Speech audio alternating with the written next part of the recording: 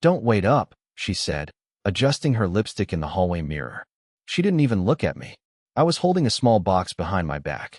Nothing dramatic, just a stupid little thing I found in a bookstore 3 towns over. A hand-carved wooden bookmark with her initials burned into the grain. Thoughtful, useless, probably overpriced. I had planned to give it to her after dinner.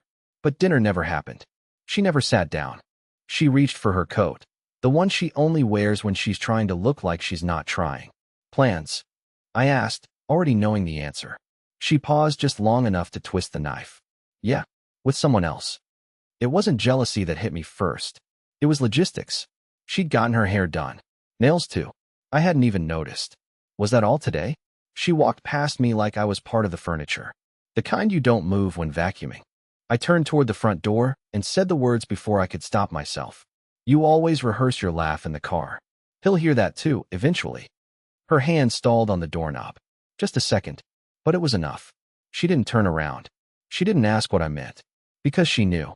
And I knew she knew. She left anyway. And me? I set the little wooden box down on the kitchen counter. Didn't open it. Didn't touch it.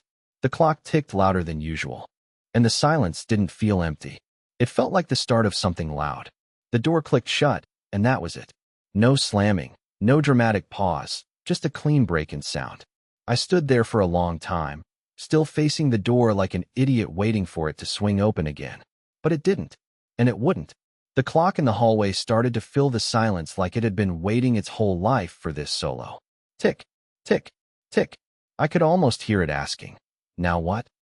I walked into the kitchen, opened the fridge, and stared at the half-prepared meal that had nowhere to go now. Her wine glass still sat upside down on a towel by the sink, untouched from when I washed it 2 days ago. We hadn't used matching glasses in months. She always reached for the tall, elegant one with the crack near the rim. I used the stubby one with the cartoon dinosaur on it, left over from a gag gift years ago. She used to laugh at that stupid thing. Now she didn't even see it. I should have called someone. My brother, maybe. Or Alden from work. The guy who always smelled like printer ink and kept offering to set me up with his cousin. But I didn't move. Instead, I opened that little wooden box. The bookmark inside looked smaller than I remembered. The initials burned into the grain. M. Mocked me. She never even liked her middle name. Said it sounded like something from a farm. Still, I had included it. Because I remembered. I always remembered. Then I heard something I wasn't expecting. A ding. Her laptop. She had left it open on the kitchen table, like she always did, screen dimmed, but not locked. The corner glowed with a new message. I didn't mean to look. I really didn't. But my eyes moved before I could stop them. One name. A short message preview. Make sure he doesn't suspect anything tonight. I sat down slowly, feeling the room tilt just slightly. The edges of everything, the fridge, the counter, the light fixture overhead, suddenly felt too sharp. My fingers hovered above the trackpad, heart racing. I didn't click. Not yet. I just stared at those words like they were written in fire. Because in that moment, everything inside me changed. She wasn't just meeting someone else. She was planning something. And I wasn't supposed to know. But I did now. I didn't touch the laptop at first. Not because I was trying to be noble, but because I was afraid. Not of what I'd find. No, I already had a gut-deep sense that the worst part wasn't what she did. It was how well she'd done it. How good she'd become at making me invisible. That single message on her screen wasn't a crack in the wall. It was a spotlight shining through it. Make sure he doesn't suspect anything tonight. Not, make sure he's okay. Not, make sure he's asleep. Just, make sure he stays blind. I stood up and walked in circles for a while. Like a dog trying to settle into a bed that doesn't exist. My thoughts were rabid. Not angry, just panicked. Frantic. My hands wouldn't stop moving. Wringing, tugging at the hem of my shirt. Brushing crumbs off a counter that hadn't been used in days. I wasn't thinking clearly. I just knew I couldn't sit still anymore. I told myself I wasn't going to look. That it wasn't right. That if I opened that laptop, I'd become something I hated. But then I remembered something else. She had already made that choice for me. She'd crossed the line, left it behind, and taken a match to the map on the way out. I sat down again and tapped the spacebar. The screen lit up. No password. The message was from someone named Caleb. That stopped me. Not because I knew a Caleb, I didn't, but because it didn't sound like someone she would be into. She used to mock names like that. Said they sounded like failed boy band singers. But here he was. And there were more messages. Caleb, I'll pick you up at 7. Wear that green thing. Caleb, don't forget the charger this time. Caleb, he's not going to get suspicious, right? You're still playing the tired card? My stomach turned. I'd heard her say that word, tired, so many times. It had become her universal excuse. For skipping family dinners. For avoiding conversations. For brushing off sex. She was always just tired. I had believed her. God help me, I had believed her. But the worst part, the part that made my hands go cold and my throat close up like I'd swallowed glass, wasn't the messages. It was the file names on the desktop. She had folders. Plural. One was titled Plan A. Another was Recordings. The third was just labeled Exit. Exit? My heart started thudding in my ears. What kind of exit needs a folder? I didn't click anything yet. I couldn't. It felt like stepping on a minefield with a blindfold on. But I knew that whatever was inside those folders, it wasn't just about an affair. It was something else. Something colder. Something planned. I looked at the clock. 6:41 p.m. He'd be here in 19 minutes. I had 19 minutes to decide if I was going to pretend nothing happened, or if I was finally going to stop being the ghost in my own house. And for the first time in a long time, I didn't feel tired. I opened the folder labeled Plan A first. I don't know why. Maybe because it sounded the most harmless, almost like a bad PowerPoint from a company retreat. But there was nothing harmless inside. Just a string of documents, PDFs, screenshots, photos, and at the very bottom, a Word file called Final Pitch. I hesitated, finger hovering over the trackpad. I clicked it. It wasn't a pitch. It was a letter. A long one. A draft of what she was planning to say to me. Or maybe to someone else about me. It was hard to tell. The tone was so carefully constructed, so perfectly manipulative. It felt like it had been edited a dozen times for maximum cruelty disguised as kindness. Clive has been unstable for months. He refuses to seek help. I've done everything I could, but I can't be responsible for his emotional state anymore. My mouth went dry. I scanned the rest like I was reading a death sentence written by someone who used to kiss my forehead every morning. There were lines about feeling unsafe, about needing space for personal growth. And then this. If he reacts poorly, I've documented everything. My eyes darted back to the folders. Recordings. My hands were shaking when I opened it. There were audio files. Dozens. Labeled by date. The earliest one, 7 months ago. The most recent, 2 nights ago. I plugged in my headphones. Hit play on one chosen at random. My own voice filled my ears. Tinny, tired, distant. I just want to talk, Marbel. Can we not do the silence thing tonight? Then her voice, calm, sweet, fake. Not now, Clive. I'm tired. That word again. The audio was just that. 34 seconds of me begging and her brushing me off. On its own, it meant nothing. But taken out of context, paired with her final pitch, it was damning. It made me look obsessed, volatile, unstable. Exactly what she had written. She was building a case, and I was handing her all the evidence. Just by existing. I yanked the headphones off, stood, paced, almost slipped on the rug because my legs had gone stiff from sitting so long. I checked the time again. 6:53 p.m. He'd be here any second. Caleb, the guy who was going to pick her up while I stood in the ruins of my own life, reading my obituary in her words. That's when I realized something that made my skin crawl. Her phone was still on the counter. Unlocked. She never left it out like that. Ever. It was surgically attached to her hand. Always face down, always guarded. But now, it just sat there like bait. And I was the idiot mouse sniffing around the cheese. I stared at it for a long time, afraid to touch it. But I couldn't ignore the feeling in my gut, the growing certainty that all of this had been rehearsed. That tonight wasn't a mistake. That I was supposed to find all this. That maybe she wanted a reaction. Something loud. Something messy. Something she could record. I didn't touch the phone. Instead, I walked upstairs. Slowly. Quietly. Like I was sneaking through someone else's house. I went to the guest room, the one we used to call the music room before it became a storage space for broken promises, and opened the closet. Inside, on the top shelf, behind the dusty metronome I never learned to use, was the box. The one I hoped I'd never open again. And when I lifted the lid and saw what was still inside, I knew exactly what I had to do before Caleb showed up. The box was heavier than I remembered. My fingers trembled around the edges as I brought it down from the closet shelf, careful not to knock over the stack of old notebooks beside it. Ghost from when I thought I'd write a novel someday. Back when Marbel used to say I had depth. Now she just said I had moods. I carried the box to the guest bed, sat down slowly, and opened it like it might explode. Inside, wrapped in a worn-out t-shirt from a concert we never made it to, was the recorder. An old Olympus model with a cracked screen and a missing battery cover. I'd bought it years ago when I thought I was going to start a podcast about forgotten artists. Another dream that died quietly. But that recorder had one thing I needed. It wasn't connected to the cloud. No automatic syncing. No backups. No chance of her deleting anything. It was analog. Forgotten. And invisible. I inserted fresh batteries. Checked the memory. Still had room. I pressed record. I spoke quietly, like I was confessing to something sacred. This is Clive Emery. Today is Tuesday, 6:58 p.m. My wife Marbel is meeting a man named Caleb tonight. I've just read a document on her laptop accusing me of emotional instability and implying I might be dangerous. I am not. I've never laid a hand on her. I've begged. I've cried. But I've never touched her in anger. She has been documenting me without my knowledge. She left her phone unlocked on the kitchen counter. I believe I am being set up. I paused. My throat burned. But I kept going. If anything happens tonight, this recording needs to be found. She has folders titled Plan A, Recordings, and Exit. I haven't opened Exit yet. I'm scared to. I hit stop. Save the file.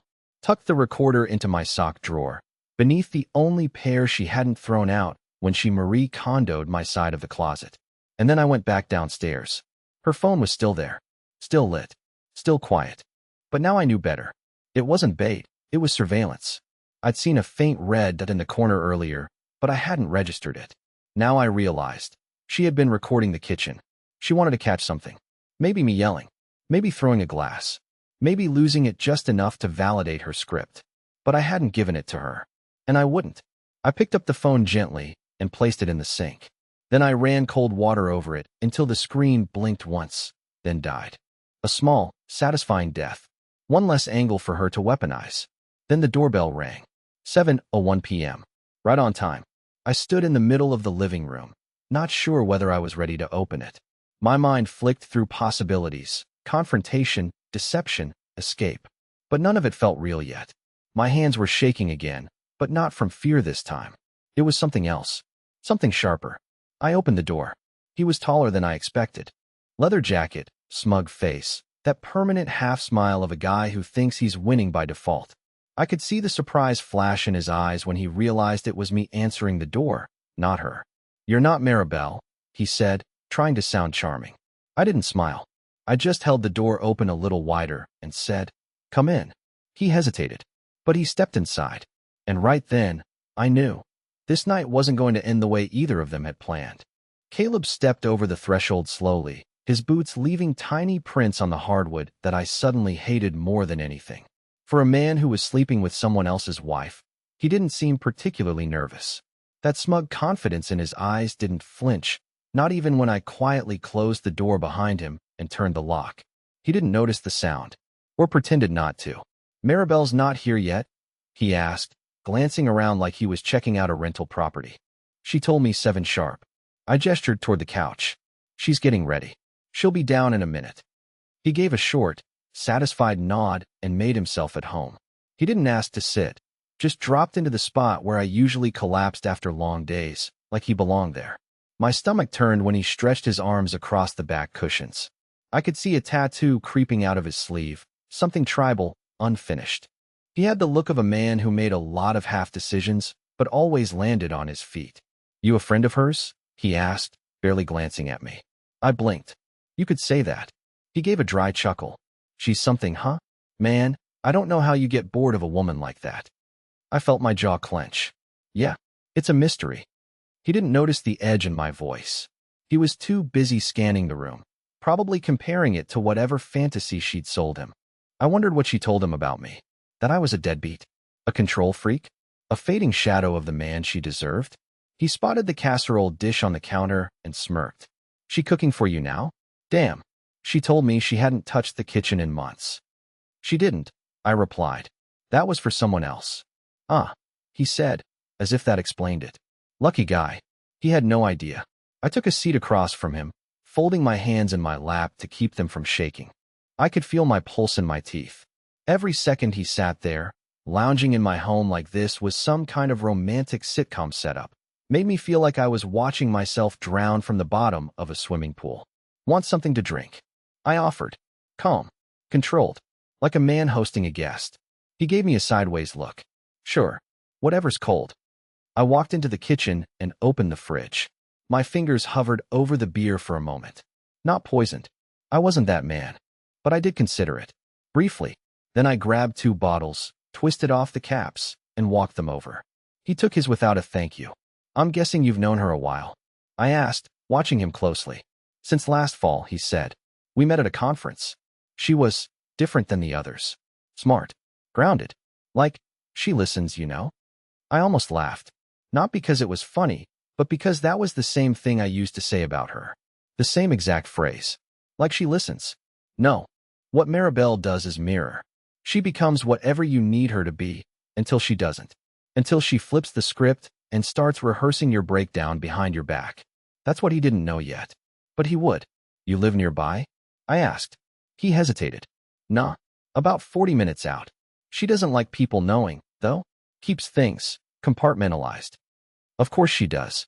The recorder upstairs was still rolling, and I suddenly knew exactly what I needed to say next. But I had to time it right. So I asked, you love her? He laughed, caught off guard. Man, you ask deep questions for someone I just met. I like to understand who I'm letting into my house. There was a pause then, just a brief flicker of tension in the air, like he finally realized something was off. He sat forward a little, beer bottle resting on his knee. Wait, who are you exactly? I looked him in the eye. I'm the man she lives with. His face froze. No witty comeback. No smirk. Just a crack forming across the mask. And in that split second, something shifted in the room. The easy, cocky atmosphere he'd carried in with him collapsed like cheap scaffolding. Because now he understood. He wasn't in her world. He was in mine. For a heartbeat, neither of us moved. Caleb's smirk was gone, his posture stiffening like a man realizing the floor beneath him might not be as solid as he thought. His eyes darted to the door, then back to me, as if measuring distance. I didn't block his path. I just sat there, calm on the outside, but inside my chest my heart was thudding so hard it felt like it was trying to punch its way out. Everything about this moment felt unreal, like the air was thicker, like time had stretched. You're her husband? He finally asked, his voice lower now, stripped of its bravado. I'm the man she rehearses her lies around, I said, still keeping my voice quiet. I'm the man she's been documenting for 7 months. He blinked, frowning. Documenting. I leaned forward, elbows on my knees, my eyes never leaving his. Recordings. Draft letters. Plan A, Plan B. Do those words mean anything to you? Because they mean everything to me now. He shifted on the couch, the bottle trembling just slightly in his hand. Look, man, I didn't, whatever you think. I cut him off gently, almost like a teacher interrupting a child. Did you know she's been painting me as unstable? Did you know she's been preparing to leave in a way that makes me look like a monster? He opened his mouth, closed it again. His cheeks flushed. It was the first honest expression I'd seen from him since he walked in. I thought he stopped. She said you didn't care about her. That you were cold. Controlling. She said you wouldn't even notice if she left. She's good at that, I whispered. At building stories. Silence settled between us like dust. Outside a car passed, its headlights crawling across the walls of the living room, and for a split second it felt like a camera flash freezing us in place. He looked smaller now, not so much a villain as a man who'd walked into a play he didn't understand. What's in the exit folder? I asked softly, more to myself than to him. He shook his head. I don't know. I swear. She never told me about any of that. I could tell he wasn't lying. His bravado had drained away, leaving only confusion and a flicker of shame. And it hit me then. Maybe he wasn't the architect of this at all. Maybe he was just another character she'd written into her script. But that didn't make him harmless. You're going to leave, I said finally, my voice steadier now. You're going to walk out of this house and pretend you were never here tonight. You're going to stop answering her messages. Because if you stay in this, she will ruin you too. He stared at me. Why are you telling me this? I let out a shaky laugh. Because I don't hate you. Not yet. Because I know what it feels like to be played by her. And because I need you gone before she gets back. He glanced at the door again. She'll know I came here. She already knows everything, I said. She's probably counting the minutes until you text her that you're here. Another pause. Then he set the beer bottle down carefully, like it might shatter, and stood. His hands were trembling. I didn't sign up for this, he muttered. Neither did I replied. He walked to the door without another word. I didn't follow. I just listened as the lock clicked open and then shut again behind him. For a moment, the house felt huge. Hollow. A stage with only one actor left standing. The casserole smell had turned sour. The red recording light on the ceiling camera blinked once, like an eye closing. I turned and walked back to the kitchen, each step heavy. Her phone was gone. I hadn't moved it. And then, from upstairs, I heard the faint sound of a door opening. She was home early. I heard her heels first. That slow, deliberate rhythm coming up the front steps like she was arriving for a performance. And maybe she was. She had no idea the audience had already left. I stood in the kitchen, the air heavy with the smell of wet electronics and cold casserole. The living room was still dark, save for the dull glow of a single lamp. The recorder upstairs was still rolling. I hadn't stopped it. I wanted it to hear everything now. The door opened. She stepped in with the kind of casual confidence only someone in control of the story could have. She didn't see me at first. She set her purse down, slipped off her coat, ran a hand through her hair. Then she looked up and froze. "Where's Caleb?" she asked, her tone just barely hiding the tension. I stepped forward slowly. "Gone." She blinked. "Gone where?" "Out of the story." Her face shifted, but only for a second. Then came the smile. The soft, fake, practiced smile she'd used on me for months. "Clive, what are you talking about?" "I know about the recordings," I said quietly. "I know about Plan A. I know what you've been building." She didn't speak, just tilted her head like I was a child who'd stumbled onto a word I didn't understand. "You left the laptop open," I said. "You wanted me to find it. You wanted me to explode, to give you the final act you needed. But I didn't." Her eyes narrowed slightly. "You've been drinking." "No," I said. "You have." I reached into my pocket and pulled out her phone, fully intact. I had never put it in the sink. I'd faked that part. She hadn't noticed. I set it on the counter and hit play on the audio message I'd recorded. Her voice filled the room. Caleb's, too. All their little secrets, all their carefully planned narratives. It wasn't explosive. It wasn't dramatic. It was just surgical. Cold. She reached for the phone, but I stepped in front of it. "I've made copies," I said. "I've sent them to myself. A few lawyers, too. This isn't blackmail. I don't want revenge. I just want peace. And you're not going to take that from me." Her lip quivered, not in sadness, but in anger. Her eyes darted around the room like she was trying to find the script, the one that had always worked before. But it wasn't here. Not this time. "I don't know what kind of delusion you're living in, Clive," she finally said. "But you've made a serious mistake." "No," I said. "You did. You built a story where I lose. But you forgot something." I pointed to my head. "I may be soft. I may cry too much. I may still love books more than people. But I remember everything. Every little piece. Every time you said I was too much, too slow, too weak.